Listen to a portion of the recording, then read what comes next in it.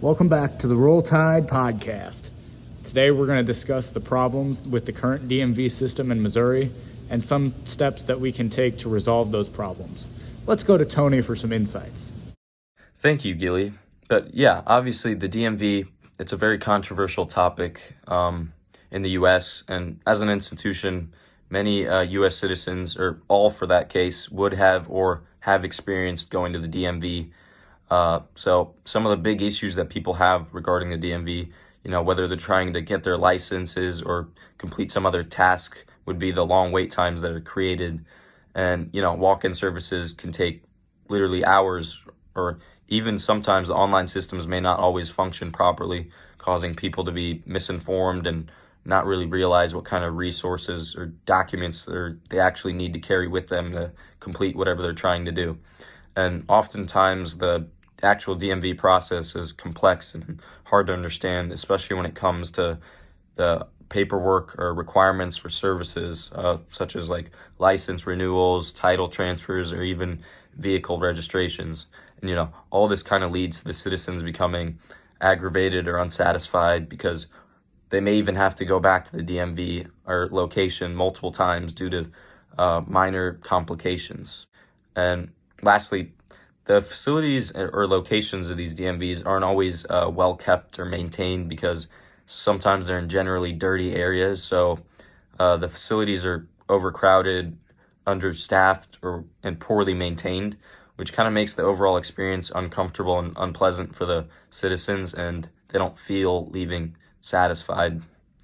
Anyway, to hear more about the DMV, let's head over to my partner, Tyler. Thanks, Antonio. While the Missouri government has made some efforts to improve the DMV system, such as making plate renewals available online, most efforts have made little to no progress, and in some cases, even a negative effect. For example, on November 12, 2024, the Missouri government issued a new license and processing system. However, the system has not gone to plan. Customer Bonnie Dunsworth said, "It's been a couple days where you can't even really get in. The line is wrapped around the building." Dunsworth has been to the St. Louis DMV 7 separate times over the last couple days, all in an effort to get her license renewed. Next up, we had the opportunity to interview some more experienced DMV users. Let's hear about their experiences. Thanks, Tyler. Mr. Craig Nicoletti shared with us his most recent experience at the Missouri DMV. This experience took place 1 month ago. Mr. Nicoletti said that he went to the DMV recently to get his license renewed and to get a real ID license. He brought all the required documents and gave them to the employee. She scanned them, and after the whole process was completed, she told him that his license would be received in the mail in about 1 week. 1 week later, he received his license. However, the license he received was not for real ID purposes. So now he has to go back to the DMV because the license that he received was not the one that he needed. Mr. Nicoletti's experience illustrates a significant problem with the current DMV system. Citizens are often misinformed about which documents they need to bring for their specific needs. Now let's hear from Mr. Gary Ryan about his experiences. I've been to it a lot. The last time I've been to it when they changed so your license was upgraded for having like a passportable or something. Yeah. I forgot exactly that. Usually it's just like just chance, like, who's in there, Yeah. what day you go.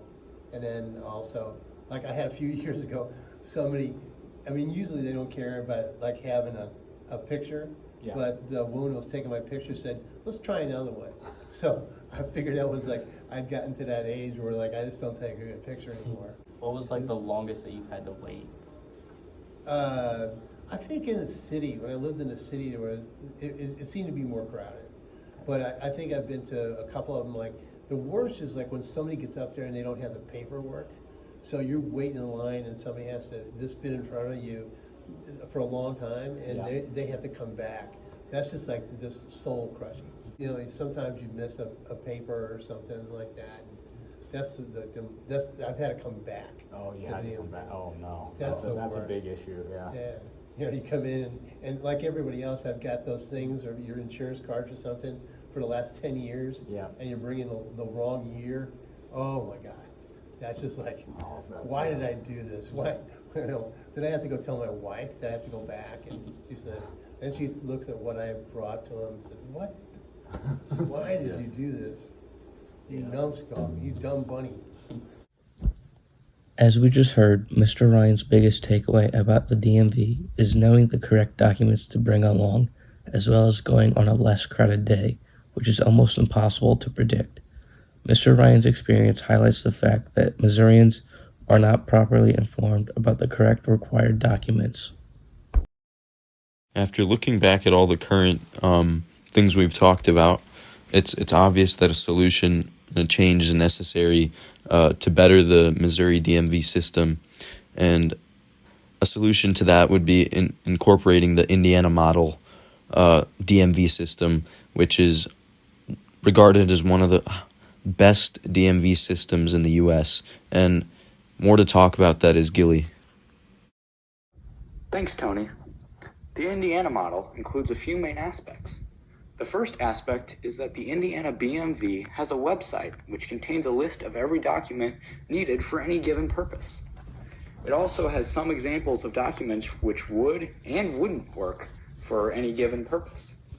This would solve Mr. Nicoletti's problem, as the website clearly states the correct information needed to get his specific type of license.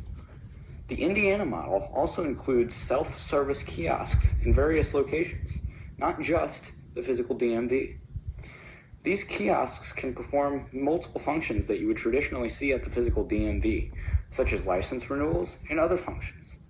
Kiosks like these would solve the problem of lines and overcrowding at the DMV, as having multiple self-service locations would lead to less people going to the physical DMV locations. The third main aspect of the Indiana model is the ability to easily schedule appointments from the DMV website.